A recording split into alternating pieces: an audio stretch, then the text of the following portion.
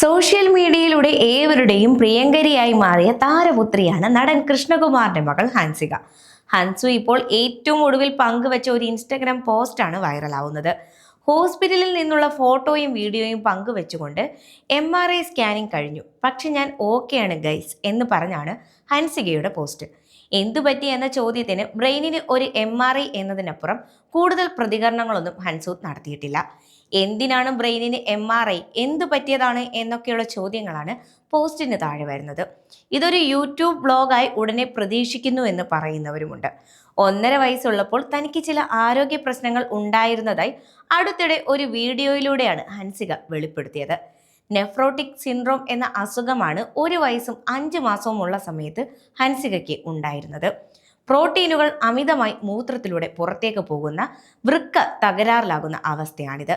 ആ സമയത്ത് മുഖം വീർത്ത് തടിച്ച് ഒരു ചൈനീസ് ലുക്കായിരുന്നു ഹൻസികയ്ക്കെന്നാണ് വീഡിയോയിൽ പറഞ്ഞിരുന്നത്. അനന്തപുരി ഹോസ്പിറ്റലിൽ 3-3.5 വർഷം എടുത്ത് ചികിത്സിച്ച ശേഷമാണ് രോഗം ഭേദമായത്. പിന്നീട് വർഷങ്ങളോളം അതിൻ്റെ മെഡിസിൻസ് തുടർന്നിരുന്നു.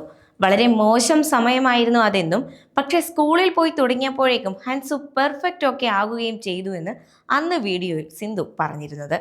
എന്തായാലും അങ്ങനെ അന്ന് വീഡിയോയിൽ പറഞ്ഞതുകൊണ്ട് തന്നെ പുതിയ പോസ്റ്റ് കണ്ട ഹൻസുവിൻ്റെ ഫാൻസ് ആശങ്കയിലാണ്.